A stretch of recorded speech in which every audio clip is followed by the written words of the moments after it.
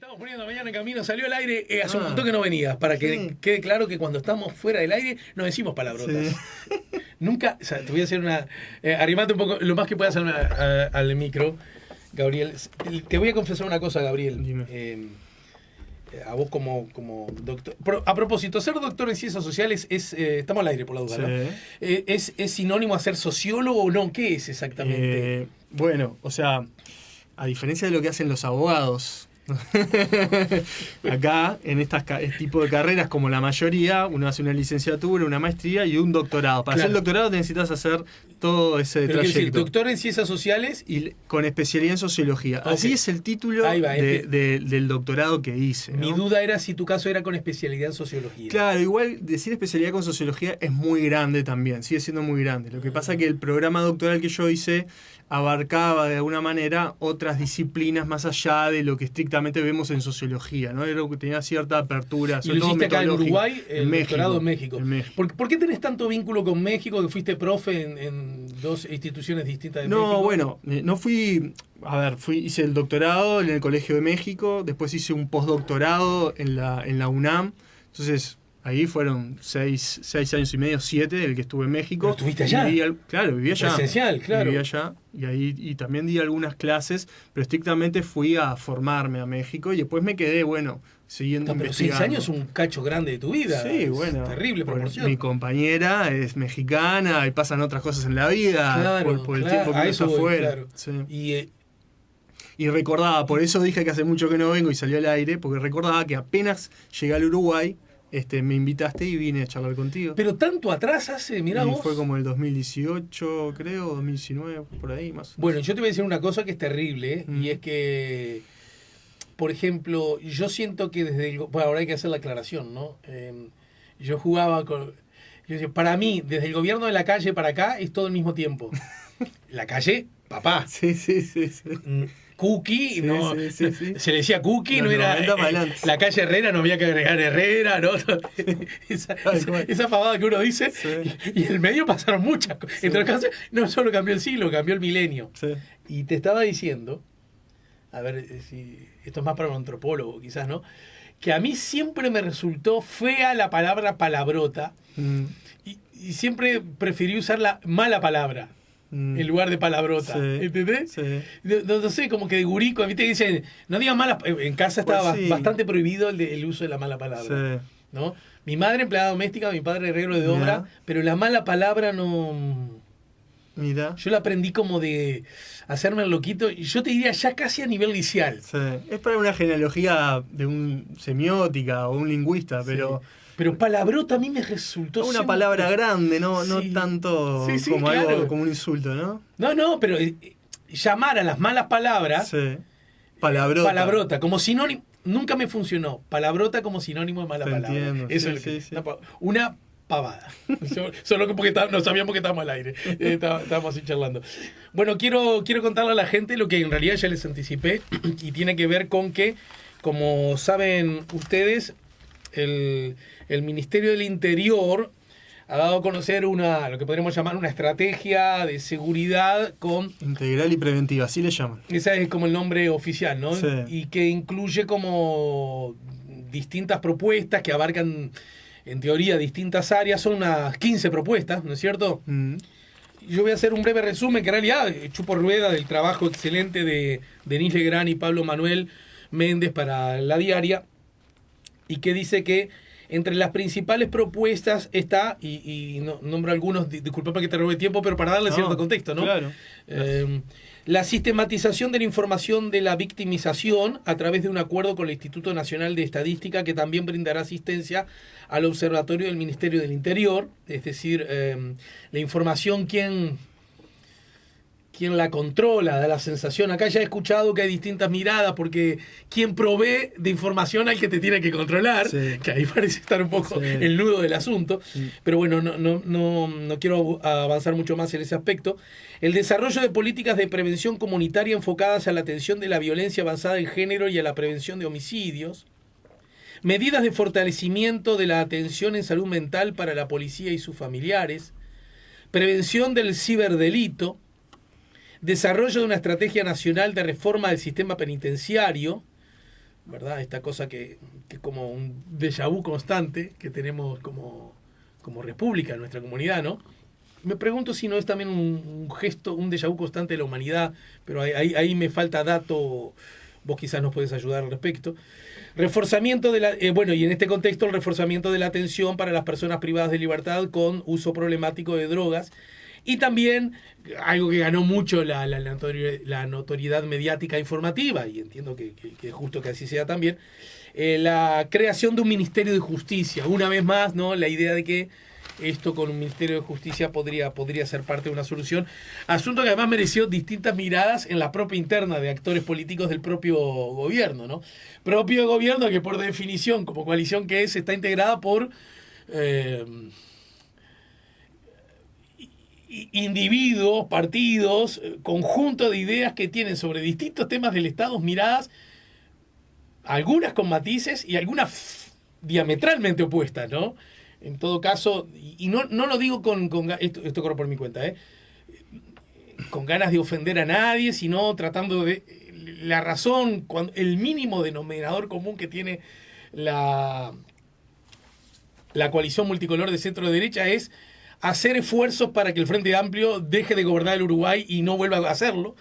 Y yo no digo que eso sea ilegítimo, pero eso es lo que explica que miradas tan distintas acerca de, por ejemplo, el rol del Estado, por ejemplo, eutanasia, qué sé yo, ¿verdad? Y que tantísimo más, convivan dentro de la misma coalición. Pero eso, lejos de ser un problema, a mí me resulta fascinante de analizar y de estudiar de la perspectiva política, ¿no? O sea que no lo digo como una debilidad, ay, qué cosas dijo, sino que es lindo de ver y analizar. Y en este contexto es que apareces vos, Gabriel, para que nos des tu mirada como doctor en ciencias sociales y además, como dice la gente de La Diaria, especializado en el estudio de violencias, delitos y castigos, tus primeras miradas sobre esto, que anticipás en tu opinión, que ya por supuesto leí, una mirada que reconoce ciertas seriedades en la presentación del trabajo y en cierta lógica del trabajo presentado, ¿no? Sí. Uno, a ver, podría hacer una crítica de, por ejemplo, las cosas que no están en materia de propuestas. Se podría hacer una crítica sobre los enfoques teóricos o la evidencia que no está reflejada en el documento. Es decir, lo que falta, uno podría hacer una crítica muy amplia a eso. Pero a mí también me importa destacar que es un documento serio. Es un documento coherente, consistente, con los modelos teóricos que manejan, con la evidencia que se maneja y con las propuestas, finalmente las actividades, mejor dicho, que se plantean. En ese sentido tiene el documento una lógica muy de si se quiere, de consultoría internacional. Perfectamente este documento se podría presentar a un llamado de consultoría internacional y encontrar financiamiento, porque básicamente como está estructurado el documento es como te terminan evaluando y después te terminan dando financiamiento y uno termina de alguna manera viendo si se alcanzaron los logros o no en función de las actividades que se proponen. O sea, el sentido es como bastante armado, bastante consistente. Sin embargo, tiene falencias, tiene insuficiencias, digamos, podemos hablar un poco de eso, pero lo que está planteado, que si bien no es a mi entender integral, porque no abarca todo lo que debería abarcar un programa de este tipo, hay ausencias me parece importantes, tampoco me parece que sea preventivo de manera general y contundente como el concepto de alguna manera se maneja en términos de la literatura. Es más bien, yo diría, es un documento que se enmarca en lo que se conoce como la teoría situacional para prevenir, la prevención situacional. En ese sentido deja de lado, por ejemplo, prevenciones que tienen que ver con cuestiones más estructurales. Pero en fin, es un documento serio. Y a mí, como especialista en esto, me alegra porque hace mucho, no solo con este gobierno, sino también antes, con otros gobiernos, hace mucho que no se encuentra un documento con este nivel de seriedad que un poco reclamábamos los especialistas, pero también la gente reclamaba un poco más de seriedad para llevar adelante políticas de seguridad. Bien, en ese contexto te cito... llama la atención, o más bien no, las omisiones en medidas claves que apuntalan la convivencia social, la pacificación de los territorios, la igualdad en la persecución del delito, etc. No obstante, el documento tiene rigor, coherencia y fundamento técnico, Las medidas propuestas son necesarias y algunas urgentes de plasmar, ¿no? Y abordás con abordás una de las mediciones que abordás es la siguiente.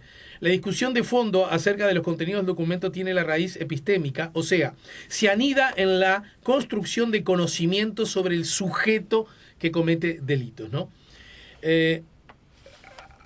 Ahora me gustaría hablar de esto que vos señalaste, ¿no? Es decir, no es del todo integral porque hay cosas que faltan.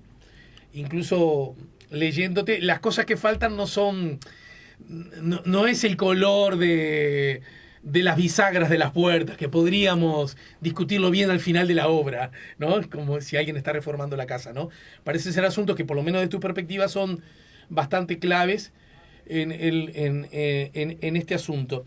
Digamos que al frente de todo este proceso se encuentra el académico Diego Sanjurjo, ahora devenido en actor político, ¿no es cierto?, que tiene una formación académica innegable, ha visitado nuestro programa en múltiples oportunidades, incluso cuando recién llegó al Uruguay tenía como miradas muy nuevas para nosotros, ¿verdad?, que había desarrollado en otros lugares.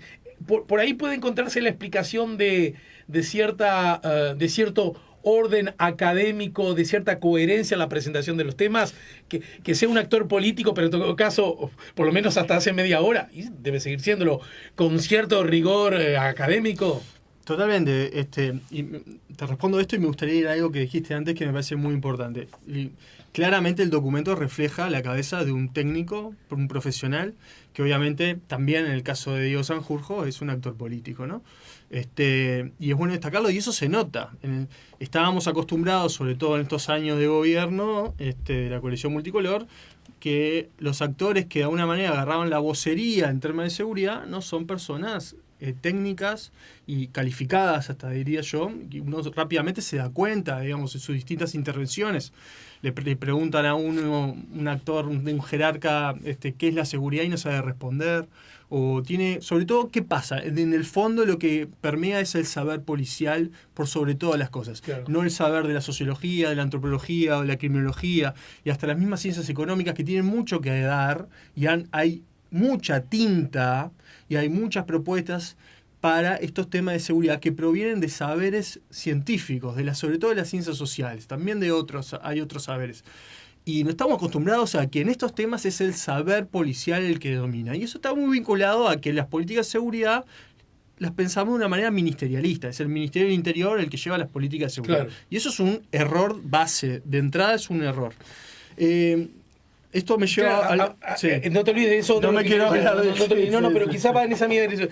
Este error que vos decís no es un error que, digamos, tiene una dimensión de que, es un error al que le faltan otros componentes, sino que es un error, por lo que aprendo leyendo a personas que tienen el expertise y el conocimiento, que conduce a mala síntesis inexorablemente, porque parte del lugar equivocado. Exactamente. Por eso es lo que tú leíste ahí, es algo que yo quería como transmitir en esta nota que emisión en la diaria, porque, digo, de vuelta, uno puede discutir el documento, las propuestas, sus objetivos, las actividades, pero a mí lo que me interesaba discutir es cuál es el conocimiento que está por detrás de ese documento. O sea, qué saber le da vida al documento que están transmitiendo. Entonces, cuando uno piensa en esto, en esta pregunta, pensás en preguntas más específicas como las siguientes. ¿Qué individuo que comete delitos está pensando en el documento? ¿Qué individuo que comete delitos está pensando en el documento para lograr su desistimiento? O sea, ¿qué está por detrás de todo eso? Son asuntos epistémicos, son epistemológicos. No vale la pena entrar en estas cosas tan técnicas, pero sí me parece que lo que tiene que estar claro es, bueno, cuando uno lee un texto, un documento o un discurso, ¿qué está por detrás? ¿Qué está sosteniendo eso? Entonces, detrás de eso, uno lo que rápidamente da cuenta al leer el documento es que está un individuo que anda como solo en la sociedad, ¿no? Bastante desarticulado y que él solo tiene que superar las condiciones de desventaja y los factores de riesgo que lo orillan hacia el campo de la posibilidad de cometer una infracción. Eso es un poco lo que está por detrás por las teorías que utiliza, por la evidencia que se manejan, por las propuestas que se hacen, ¿no? Entonces, en ese sentido... Y vos decís que deja de lado dimensiones muy importantes que tienen que ver con la prevención integral, justamente, que tiene que ver con la seguridad. Pero a ver si te sigo. Ahí arranca el problema, ¿no? Porque Ahí arranca, solo... son las bases. Es decir, el individuo solo Exacto. no es el que resuelve qué hacer con su vida, ¿verdad? En realidad... Esa es una opinión, un enfoque que también los traducen, se puede traducir en algunas teorías que critican eso, pero también hay teorías y hay evidencia de esas teorías que tratan justamente de enfocarse en el individuo y que cree que el individuo solo puede salir adelante, puede superar esas desventajas, ¿no? Entonces, por ejemplo, cuando hablamos de recomendaciones o propuestas que tienen que ver con prevención de los homicidios o prevención de la violencia de género, cuando eso se traduce, esas propuestas se traducen a lo bueno, ¿qué vamos a hacer? ¿Cuáles son las actividades? ¿No? Al terreno, ¿qué se va a hacer? Bueno, al fin y al cabo uno lo que se encuentra ahí es que, bueno, unas capacitaciones, unos talleres, esperando que los individuos solos dejen adelante cuestiones estructurales como puede ser el patriarcado, la violencia machista, ¿no? Entonces hay cuestiones que uno dice... luce un poco ingenuo, cándido, ¿no? Yo lo que creo es que son cosas que pueden realizarse, pero tienen que estar complementariamente con otras dimensiones, otras propuestas, otras actividades que son más de carácter estructural. Pero acá hay un problema muy importante, Alejandro, y es que estas recomendaciones, actividades, propuestas que son de carácter individual son, primero, más baratas. No solo tiene que ver con un enfoque teórico, sino que son más baratas. Y tiene que ver con otra cosa que a mí me parece muy importante dejar en claro, es con mantener un orden dado de las cosas. No te subvierte ese orden dado de las cosas. Porque cuando yo te digo que para prevenir la violencia contra, por ejemplo, la violencia de género, o para prevenir los homicidios, o para prevenir delitos contra la propiedad, son necesarios cambios estructurales, eso te cambia el orden dado de las cosas. Te puede cambiar un cuerpo legal, por ejemplo, nuestro Código Penal es de 1934, es un código fascista, y que la sensibilidad, fíjate, hasta esta época ha cambiado muchísimo. No como adjetivo, como sustantivo, quiero decir, hijo de ese contexto, enclave histórico. Exactamente, si bien se han realizado cambios, pero la sensibilidad totalmente distinta en estos tiempos. Pero no solo podemos hablar del código, sino también podemos hablar de la persecución penal de los delitos, ya sea a nivel judicial o a nivel policial. O sea, ha cambiado muchas cosas. Y los cambios estructurales te cambian el orden dado de las cosas. Entonces, cuando vos querés generar, de mi parecer, realmente una política real, seria, rigurosa, hacia la seguridad, preventiva, en mayúscula, integral, cambiás el orden de las cosas, inevitablemente. Déjame terminar el argumento. Ese orden de las cosas se sostiene con base en intereses. Hay relaciones de poder que quieren que ese orden siga como está, ¿no? No por eso vamos a entrar en un discurso paranoico, pero sí hay que entender de que hay intereses que no quieren perder sus privilegios de cómo están dadas las cosas, o que entienden que, por ejemplo, los pobres cometen delitos. Bien, ¿no? Que eso en el documento se deja entrever. No hay una criminalización de la pobreza, pero sí se da a entender un peso sustantivo a que los pobres son causa importante o sustantiva, significativa de la comisión de delitos. Y eso es digamos, desde otras perspectivas, es un error entenderlo así. ¿Tá? Entonces, está parado sobre el individuo y no está parado, por ejemplo, sobre la reacción del sistema, o sobre el sistema, puedo decir, se puede hablar tanto del sistema, digamos, punitivo que tiene el Estado, que también crea, configura y reproduce esas figuras delictivas, esas mismas personas no las deja, digamos, podemos pensar en el sistema carcelario, después cuando una persona egresa del sistema carcelario no tiene un egreso con oportunidades, apoyo y continuidad, ¿qué va a hacer esa persona? ¿No? Entonces tenemos también una institucionalización de muchos problemas, pero el documento no mira a las instituciones del Estado como generadora de esos problemas. El documento mira al individuo.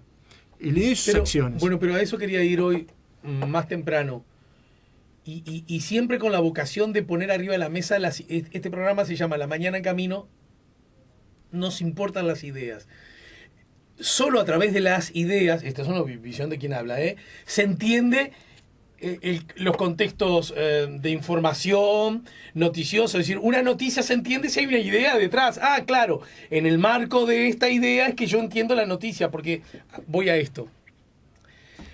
Insistir con que la pelota está en la cancha del individuo es hijo de un contexto ideológico, ¿o no? Claro. Que no es ni bueno ni malo, pero es un contexto ideológico. Sí, sí. Un contexto ideológico que, lo pregunto, a grosso modo podría decir, cada uno es dueño de su destino y por lo tanto, en alguna medida, pregunto, implica suponer, sostener la idea de que quien comete crímenes es porque ha decidido cometer crímenes. Exactamente.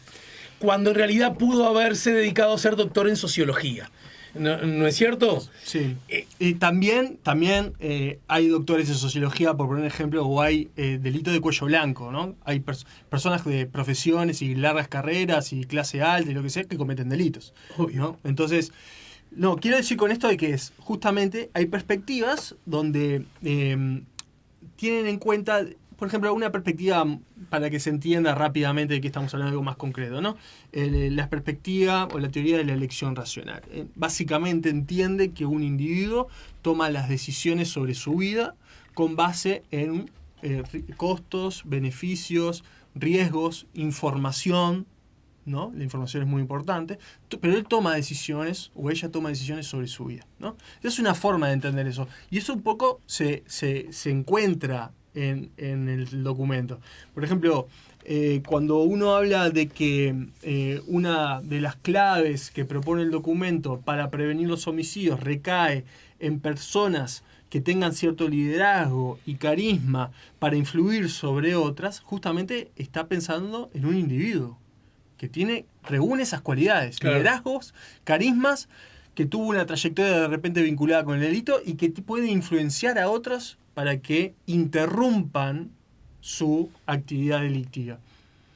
Eso es algo de no entender desde otras perspectivas, desde otra epistemología, de otros saberes, no entender un poco lo que tú hablabas, no entender esas mochilas biográficas. Pero hoy día se sostiene esa mirada, porque yo recuerdo que esa era una bandera y una herramienta que promulgaba el ex ministro de Desarrollo Social, ¿verdad? De innegable condición religiosa, que esa idea de que el individuo, digamos, con altísima abnegación y condición, probablemente influenciado por esa mirada de cierto poder divino que sobre algunas personas, que algunas personas poseen, porque fueron bendecidas por eso, y lo digo con el más alto de los respetos, pero que en sí misma esa persona era capaz de accionar, sí, interactuar para generar que, bueno, las condiciones de vivir entre el barro, entre el pichí, entre la caca, entre la violencia, entre las palabrotas, ¿verdad? Entre el desasosiego permanente,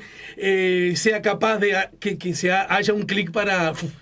Es que hay no solo perspectivas teóricas y también hay alguna literatura, digamos, investigativa que entienden de que eso tiene algún efecto. Yo no niego que tenga alguna contribución. Sí, ¿no? Claro. Eso me parece que no hay que negarlo, pero lo que sí yo critico es la ponderación, el peso que se le da a ese tipo de pero propuestas. Pero en esta propuesta vos sentís que hay algo de eso. Está muy claro eso para mí, Alejandro, cuando ves, sobre todo, uno puede leer, a los oyentes le diría, bueno, lean los objetivos, creo que son objetivos compartibles por casi todo el mundo, pero la clave está en el método y en las actividades que finalmente se proponen para cumplir con ese objetivo. Cuando uno ve eso, te das cuenta de que hay un fuerte énfasis en la resiliencia de las personas. Que las personas superen la adversidad. Nosotros le damos una mano, de repente, con este programa, pero que superen su adversidad. Ahora, eso es una engaña pichanga, porque en realidad de hablar de resiliencia y de superación de la adversidad, capaz que a un psicólogo me va a matar, pero lo que está de fondo es conformate, adaptate con las condiciones de desventaja que tenés. Conformate, adaptate, sé obediente, sé funcional a los factores de riesgo que tenés, porque superarlos es imposible sin un movimiento estructural. Yo no puedo superar la precariedad laboral, el acceso a la educación, sostener la educación, mis recursos económicos para mantenerme. No solo eso, los cuidados inmateriales. Todo eso no lo puedo andar superando solo, por así.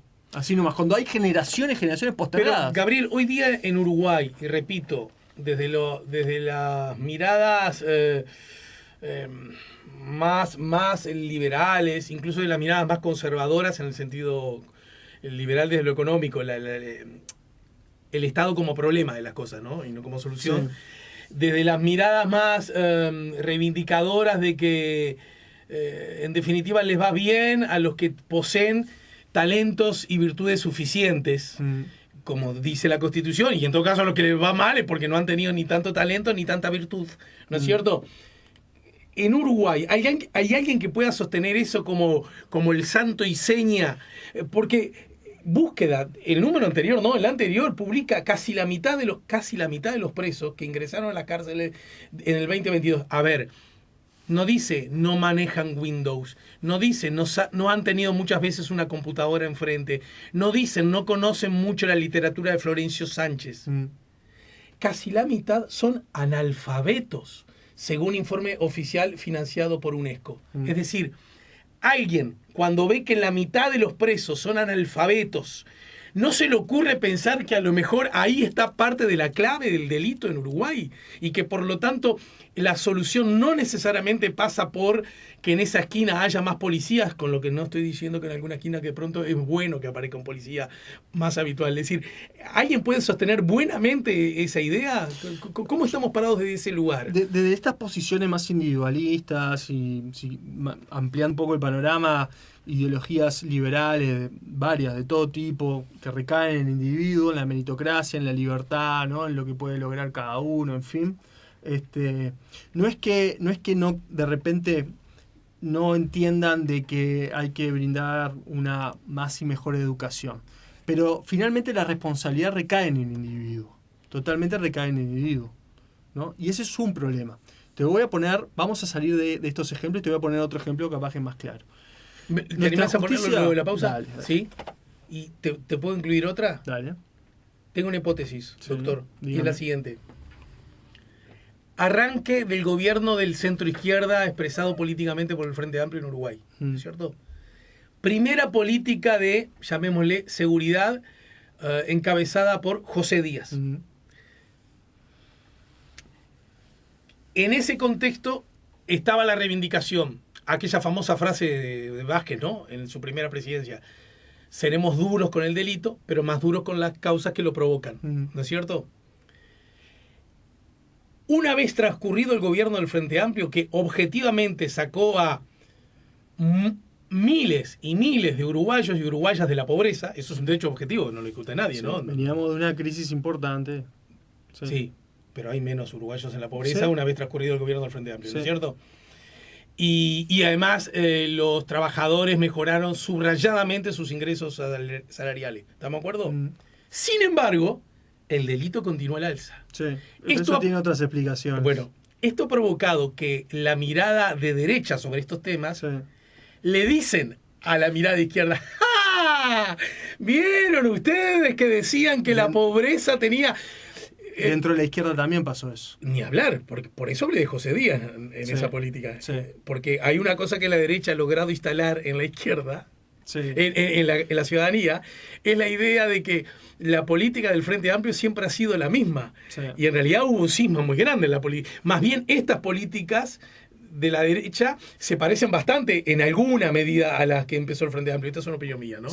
Bien, esto lo conversé con el sociólogo Paternay hace poco, que era un actor político también de mirada muy crítica.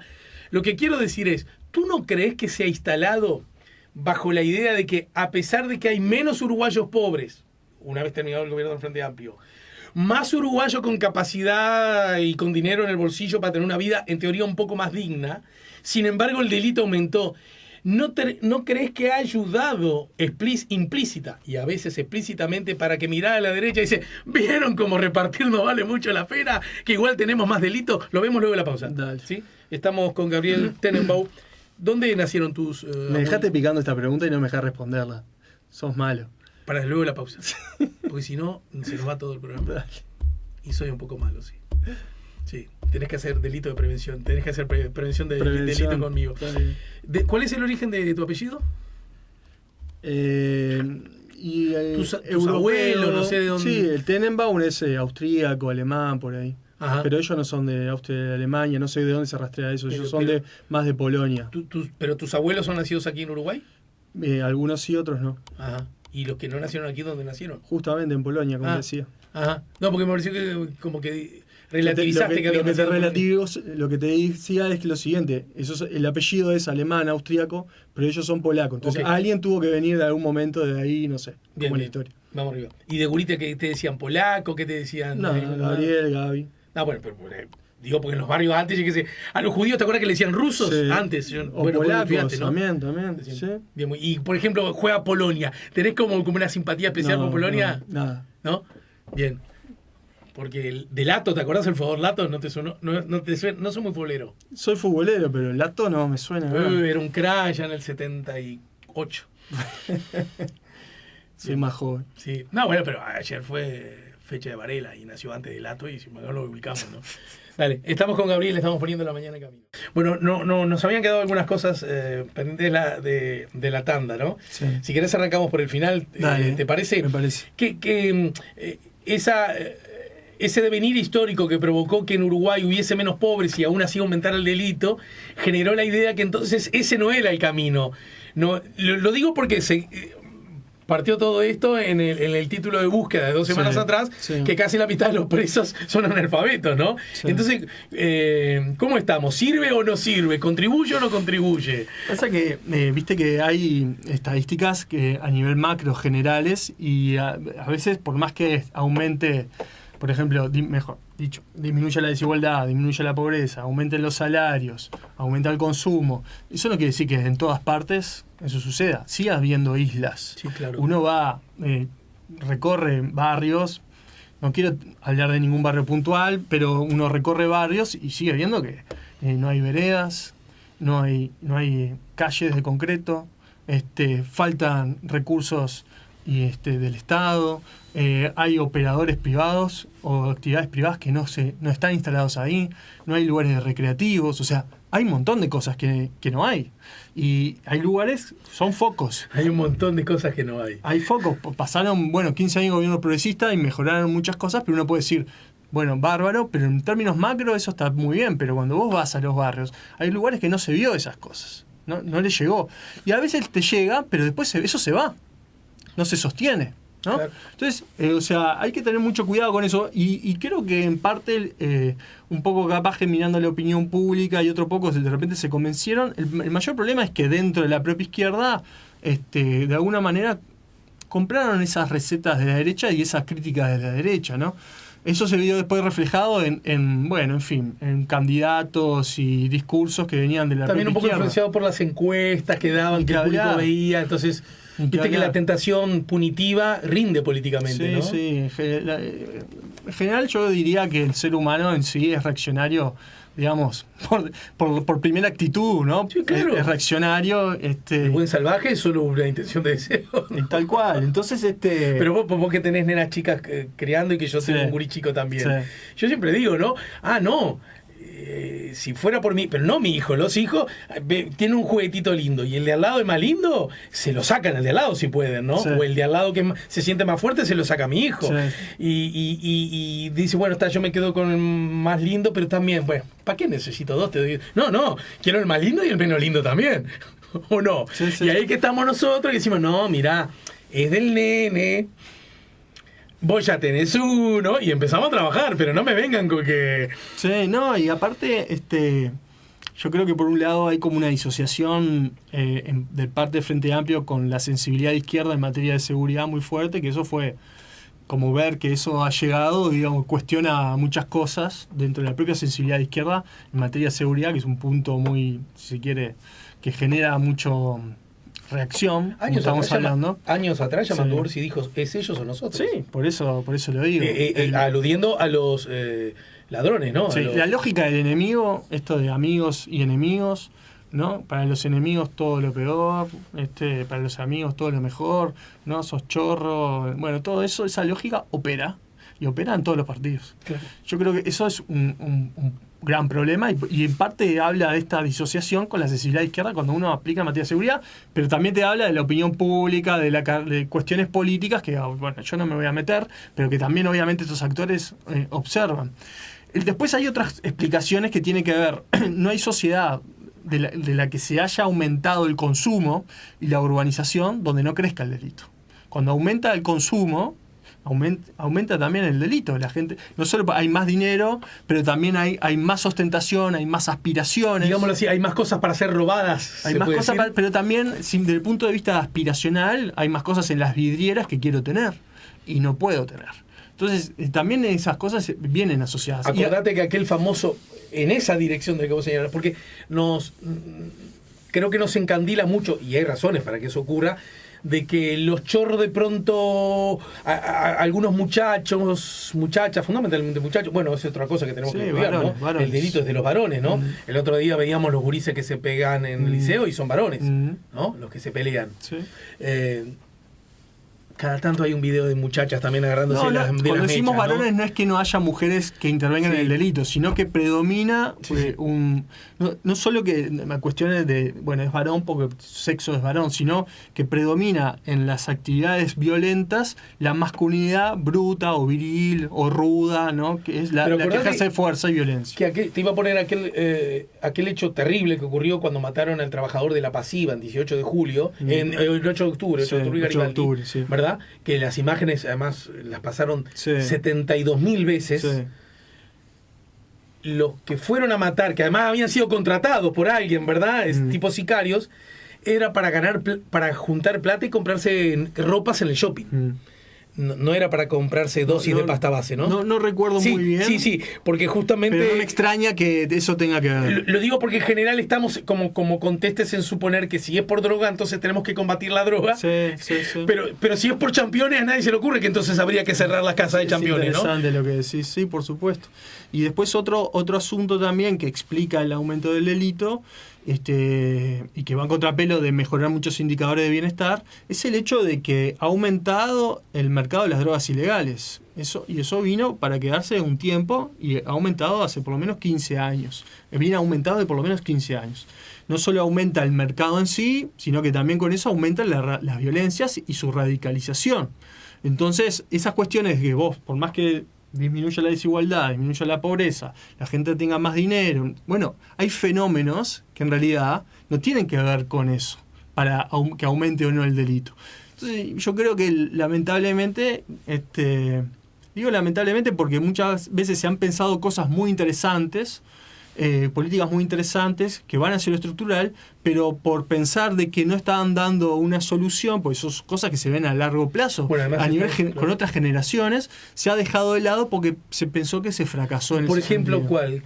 Y bueno, sí, cuando pienso, por ejemplo, en el plan 7 zonas que se estaba implementando, que los primeros indicadores habían sido muy buenos, eso podía ser una política que justamente tenía que ver con el fortalecimiento a nivel de las comunidades. Recordanos cuándo y en qué consistían, 2 palabras. Bueno, básicamente es esto, ¿no? Fortalecimiento de las comunidades a través de los servicios, pero también generando cohesión social, respeto con las normas, ¿no? Articulación en los barrios. Eso es algo que un poco el documento entra en ese sentido, que da como lugar a la importancia de que las comunidades estén fortalecidas para ocupar esos espacios que ocupa el delito. Pero con ese plan se estaba haciendo algo muy interesante. Y las primeras evaluaciones que yo tuve acceso eran bastante buenas, pero después se descontinuó, se dejó.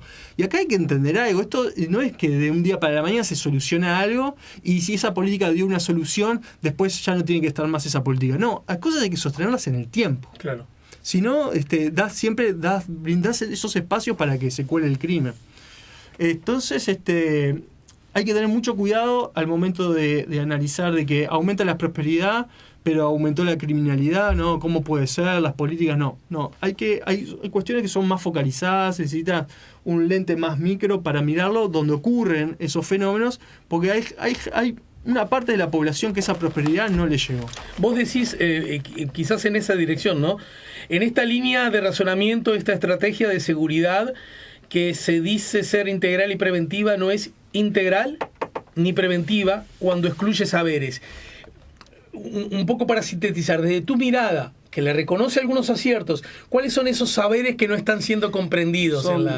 bueno, voy a decir cosas que capaz que no se entienden, pero saberes como que vienen de la criminología crítica, saberes que vienen la teoría del Labeling Approach, que se llama la teoría de etiquetamiento, saberes que provienen de la nueva criminología, en fin, son como grandes etiquetas que dan lugar a escuelas de pensamiento que observan estos fenómenos con un lente más estructural, ¿no? Que dan cuenta de no solo estructural en el sentido de hablar de desigualdad, pobreza, sino también entender de que a veces es la propia institución la generadora de estos problemas. Y esto me da lugar a hablarte de algo que también te quería decir, y es lo siguiente, ¿no? Mucho discutimos sobre el egreso de la cárcel, ¿no? ¿Qué hacen las personas cuando egresan de la cárcel?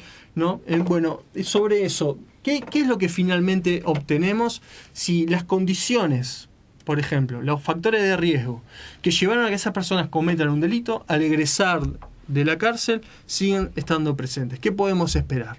¿La resiliencia de esa persona? ¿O más, vamos a esperar más de lo mismo, su reincidencia? O peor de lo mismo, ¿no? O peor de lo mismo, también puede pasar. Entonces, ante este ejemplo, uno lo que puede entender es que son necesarias condiciones que superen la mirada individualista para salir adelante, tanto ya sea en el egreso de las personas que cometen delitos, después de la sanción, en su egreso, o en la previa, en la prevención. Y eso es algo que no trasluce el documento. Yo creo que no es que lo que diga el documento está mal o no hay que hacerse, sino me parece necesario que se complemente con medidas que tienen otro nivel o otro alcance, ¿no? desde algo más estructural. Y en ese sentido, primero, esto nos lleva más atrás, pero no quiero que... La inseguridad se ha logrado instalar que el concepto de inseguridad sea vinculado estrictamente al delito, y yo creo a cierto tipo de delito, claro, ¿no? Quiero decir, ahora que estamos viendo que el competidor del Credit Suisse Bank lo compró, ¿verdad? Las inseguridades que genera los manejos de la macroeconomía no parecen estar en el registro de los ciudadanos cuando hablamos de seguridad. Sí. Primero, por lo menos interesante, sí, a tener en cuenta, ¿no? Sí. Cuando hablamos de inseguridad no pensamos en los hermanos Rom ni en los Peirano, ¿verdad? Sí. Hablamos del que te afanó la bicicleta o para no minimizar, el que incluso hirió gravemente a alguien que vos querías mucho, para tampoco...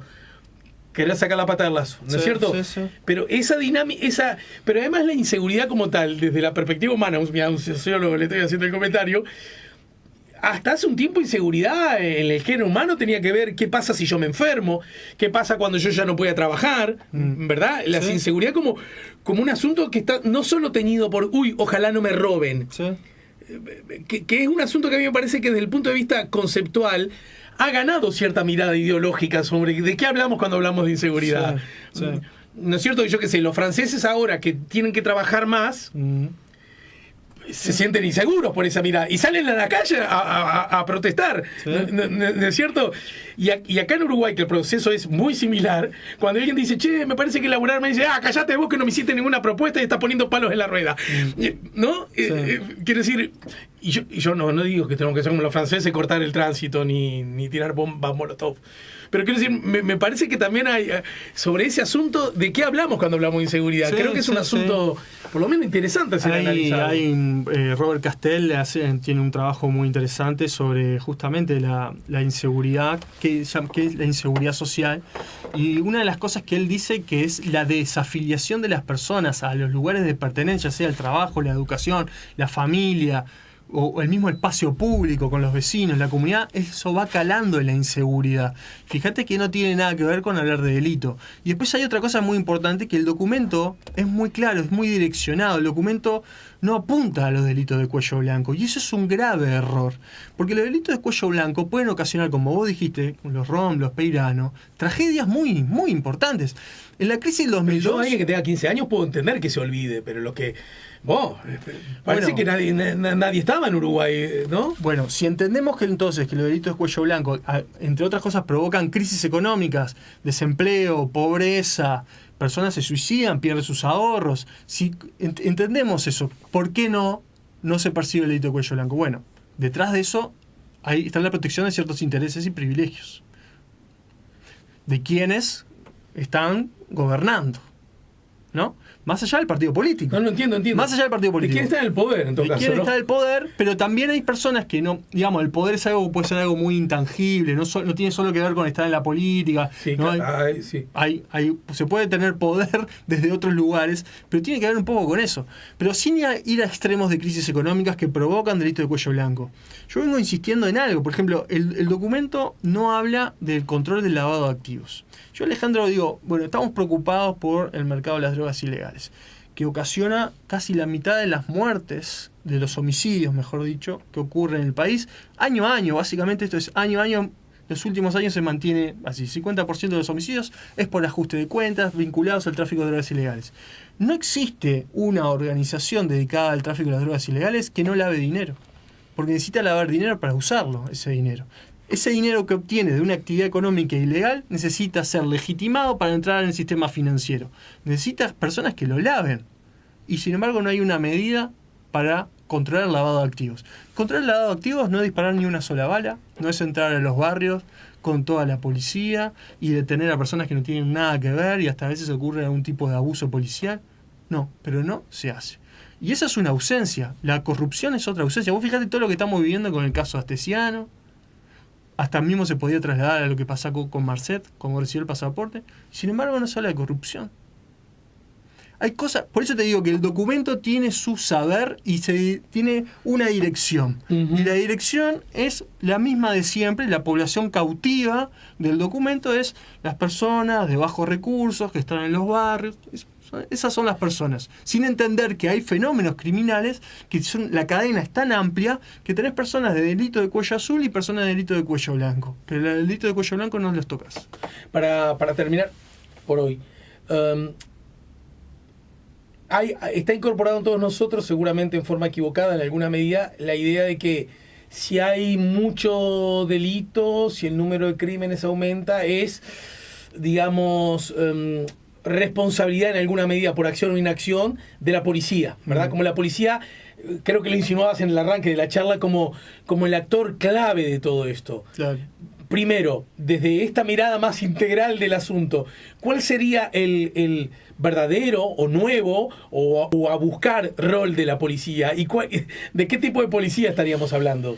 No, yo creo que la policía tiene que cumplir su papel de vigilancia, represión en el caso necesario. Eso hay que regularlo, obviamente que hay la ley orgánica policial, bueno, pero ahí hay como una zona de flexibilidad. La policía tiene que hacer eso, está para eso, pero no podemos tener una policía, obviamente que hay que sensibilizarla en temas de género, en temas de generaciones, en fin, de personas en situación de calle, todo eso es muy necesario para la policía, pero no podemos esperar a la policía cosas que no pueden lograr ni el propio Mides, ¿no? O sea, a eso apunto. Yo creo que mismo crear una política de Estado a partir de este informe preliminar, que obviamente va a seguir fortaleciéndose, espero yo, al menos, que el Ministerio del Interior lleve adelante esto, es empezar también por un camino equivocado. Pues si hablamos de esta amplitud del concepto de seguridad, y si hablamos de que supera ampliamente lo que puede hacer la policía para traer seguridad al país, disminuir los delitos, o sea, no puede el Ministerio del Interior liderar esto tampoco, ¿no? Hay que perder esta del ministerialismo. Hay que romper con el ministerialismo del Ministerio del Interior. Está muy bien que surja desde ahí de repente, se dio el primer paso, pero ahora, pensando un poco más allá, tendría que haber una coordinación que esté por fuera del Ministerio. Por lo tanto, la idea del Ministerio de Justicia es saludable, retomar ese concepto. Yo no soy especialista en eso, pero sí me parece que lo que ha faltado en el Uruguay en los últimos años es dónde está la política criminal. ¿Cuál es la política criminal? ¿Cuáles son las políticas de seguridad? ¿Cuáles son los planes? Sí, eso uno ve, a veces en los programas de los partidos políticos hay algunos titulares, pero no hay planes. No estamos acostumbrados a encontrarnos con planes de política criminal, política de seguridad. Bueno, ¿cuáles son? Políticas carcelarias, política de castigo. ¿Cuáles son? ¿Qué se espera? ¿No? Como este documento así de armado, estructurado, necesitamos algo mucho más amplio, y capaz que el Ministerio de Justicia lo puede dar. Yo llego hasta ahí. Sé que hay abogados otros que conocen más de lo que puede dar el Ministerio de Justicia. Para terminar y volviendo al ítem policía y vinculándolo con el pasado reciente, las razones por las cuales la coalición de centro derecha gobierna el Uruguay tiene que ver con que en la campaña electoral uno de los argumentos, no hay forma de probarlo, pero es obvio que tuvo cierto grado de incidencia, es nosotros, a propósito de la seguridad, vamos a bajar el número de delitos, ¿verdad? Prometían número de delitos que no ha bajado con el Frente Amplio, sino todo lo contrario, porque entre otras cosas, decía el discurso político, no ha respaldado a la policía, la ha debilitado, le tiene desconfianza, y no faltó quien dijera, implícita y también explícitamente, porque están del lado de los ladrones, ¿no es cierto? De esa idea. En realidad el gobierno del Frente Amplio está del lado de los ladrones, de los criminales, y está en contra de la policía. Entonces obviamente va a aumentar el delito, cualquiera podría suponerlo si eso fuera así, ¿no? Sin embargo, durante el gobierno del Frente Amplio la policía tuvo, subrayada aumento de salarios, ¿no? Eso también está fuera de discusión, muy subrayado, incluso por encima del promedio de los trabajadores en general. Mejoras objetivas en el armamento, en las comunicaciones, en el uniforme. También aspectos que han mejorado en la formación técnica, creo que también eso es discutible, pero mejor de lo que había. Condiciones de trabajo, porque acordate del 222. Bueno, claro, justamente. Al cortar el 222, el Estado le dijo, ahora vas a ganar más, pero cortame con el 222 y te dedicas a esto, ¿no?